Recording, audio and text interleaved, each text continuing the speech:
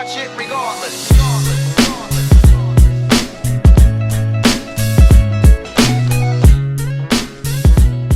E aí pessoal, Jonas aqui.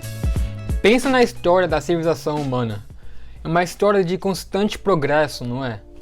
Começamos na Era da Pedra, depois a Era do Bronze, a Era do Ferro, a Revolução Industrial e a partir daí continua. Nós dessa época estamos abençoados de poder viver numa época onde esse progresso está acontecendo de uma forma exponencial, porque é só nos últimos 150 a 200 anos que a nossa espécie atingiu obras incríveis, com uma rapidez talvez sem paralelo no passado. Em 1850, pessoas estavam viajando o mundo em navios movidos pelo vento e o trem a vapor estava só começando a ser usado. 100 anos depois, nossa espécie estava preparando para viajar ao espaço.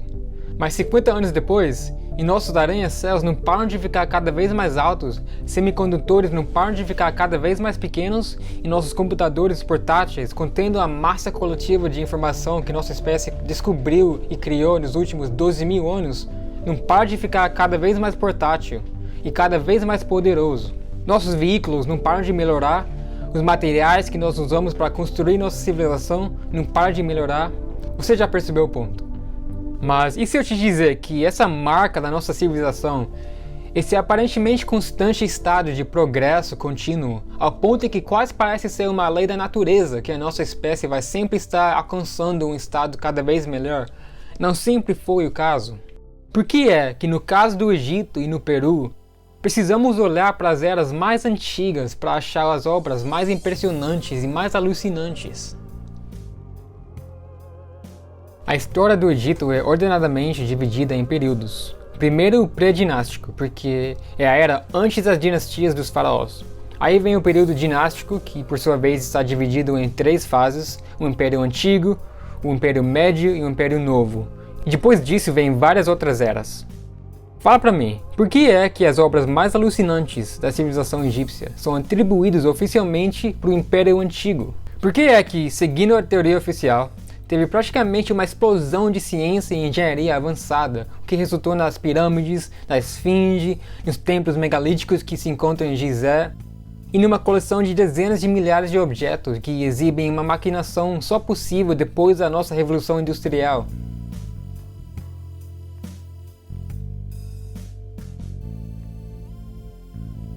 Tudo isso num espaço de tempo de algumas centenas de anos. Sim, você ouviu correto. Todas as pirâmides, a esfinge e o resto do que mencionei foi feito em algumas centenas de anos, segundo o que é ensinado nas faculdades e nas fontes oficiais. Depois desse período aparentemente mágico, a civilização egípcia entrou em um longo declínio, nunca mais alcançando as obras do antigo império.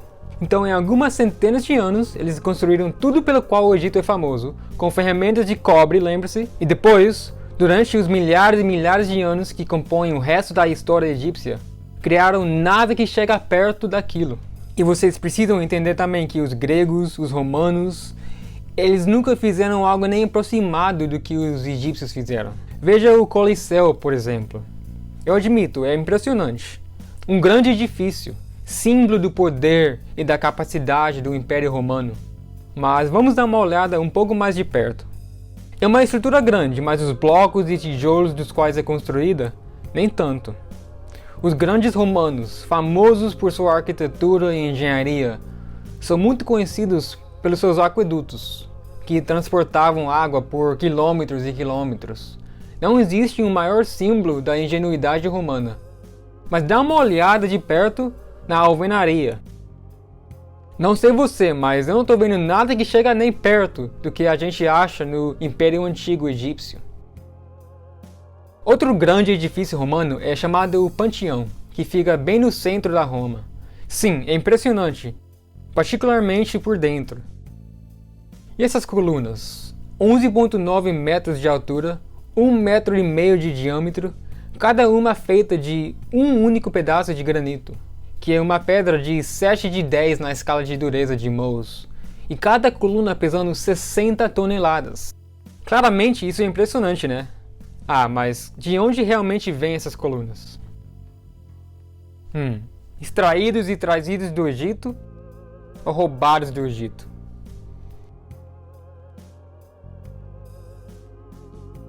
Na verdade, no início, o panteão foi construído para abrigar colunas de 100 toneladas, mas os romanos não conseguiram carregar elas do Egito, então acabaram usando as de 60. Gente, se os romanos realmente tinham a capacidade de extrair e trabalhar com pedaços de granito desse tamanho, eles iam fazer um erro assim? E nesse ponto você já sabe o resto. Dá uma olhada para o resto da estrutura e ela começa a não ser tão impressionante como parecia. Feita de tijolos e concreto de calcário, uma pedra de 3 ou 4 na escala de Mohs. Nada a ver com as estruturas do Antigo Império, que são feitas de granito e de blocos de calcário, mas são blocos de calcário que devem pesar 400, 500 toneladas.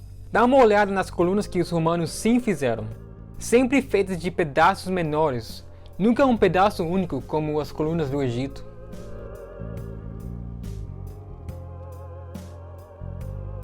Quando você vê uma que parece ser um único pedaço, uma olhada melhor revela a verdade. Inspecione a maioria dos prédios mais famosos da história antiga e você encontra a mesma coisa. São insignificantes ao lado das estruturas do Antigo Império. Vamos para o Partenon de Atenas. É um edifício legal e tem seus segredos alucinantes, mas o método de construção não é um deles. Eu vou revelar esses segredos em outro vídeo, mas por agora vamos dar uma olhada na alvenaria. Como sempre, de perto não impressiona tanto. Blocos relativamente pequenos, as colunas feitas em pedaços. O Partenon é considerado o exemplo mais alto da arquitetura e engenharia grega, e não tem comparação com os templos do Egito. Só olha para o Osirion de Abydos no Egito. Olha o tamanho desses blocos e a precisão usada em montar eles.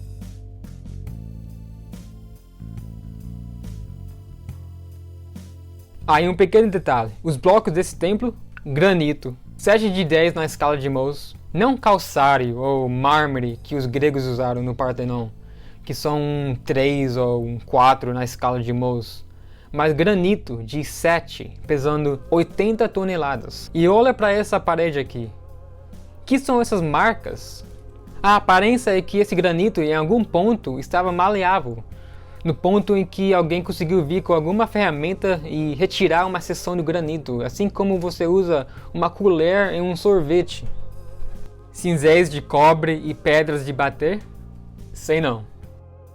E olha aqui, nesses exemplos de saliências estranhas no granito. Gente, essas coisas são um verdadeiro mistério. Você encontra essas saliências ao redor do mundo. Cada uma mais estranha do que a outra. Ninguém sabe para que serviram essas coisas. Mas o que sabemos é que não foi fácil criar elas. Pelo menos pra gente não seria. Imagina, você tem que não só esculpir a pedra em cada lado para criar superfícies planas, mas tem que esculpir em volta dessa saliência para deixar ela dessa forma.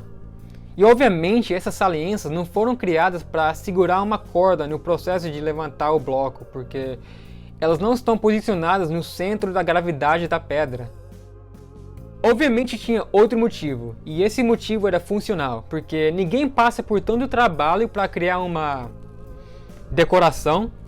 Eu vou especular sobre esses motivos em outro vídeo, mas por agora deixa eu só falar que eu acho que nem mesmo os egípcios sabiam para que serviram essas saliências. Quem busca a informação desse templo em fontes oficiais vai ver que os egiptólogos acreditam que esse templo foi construído durante o Novo Império, mais ou menos 1300 anos antes da Era Comum. Eu acho isso um monte de besteira. O Osirion fica no nível inferior ao templo mortário do faraó Seti I, uma estrutura que sem dúvida foi construída durante o Novo Reino. Mas esse templo mortário, ele literalmente se curva ao redor do Osirion, como se quem estava construindo o templo mortário achou essa estrutura mais antiga, e os egiptólogos chamam o Osirion de um templo, mas eu acho que não foi um templo, eu acho que foi construído com um uso muito mais funcional em mente. Os construtores estavam escavando a área para construir o templo mortário. Eles descobriram uma estrutura bem antiga e acabaram redirecionando o templo mortário para caber em torno dessa estrutura antiga, quase em reverência a essa estrutura, claramente superior ao que eles eram capazes a fazer. Nesse ponto, vocês já sabem diferenciar as arquiteturas, né? Não tem comparação. Templo mortário, pedaços pequenos de arenito e calcário, 3 ou 4 na escala de dureza. Osirion, Granito de 80 toneladas, 7 na escala de dureza. Fala pra mim, se você acredita na teoria padrão que egípcios da era dinástica construíram isso com cinzéis de cobre e pedras de bater.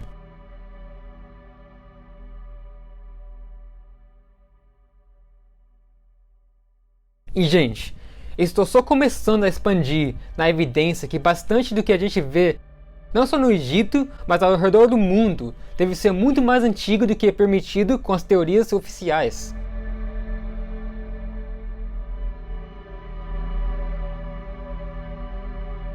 Na verdade, nesse vídeo, toda vez que eu falei que algo pertence ao antigo Império Egípcio, o que eu quero dizer é que pertence ao antigo Império Egípcio segundo a teoria oficial. Na realidade, muitas dessas estruturas atribuídas ao Império Antigo não podem ser Império Antigo, porque não faz o menor sentido. Improvável que a arqueologia fez um erro tão grande e falharam em identificar as máquinas avançadas, entendimento científico necessário para explicar o que vemos. Eu acho que os egiptólogos são corretos em afirmar que os egípcios no Império Antigo eram uma civilização na Era do Bronze.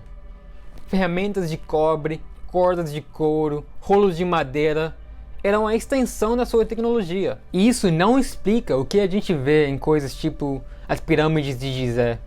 Coisas que infelizmente vou ter que explicar na segunda parte desse vídeo, porque esse vídeo acabou sendo bem mais longo do que eu imaginava. Na segunda parte eu vou mostrar os segredos das pirâmides, o que os verdadeiros construtores, e não foram os egípcios dinásticos, esconderam nelas. E, talvez, o que foi a verdadeira função delas.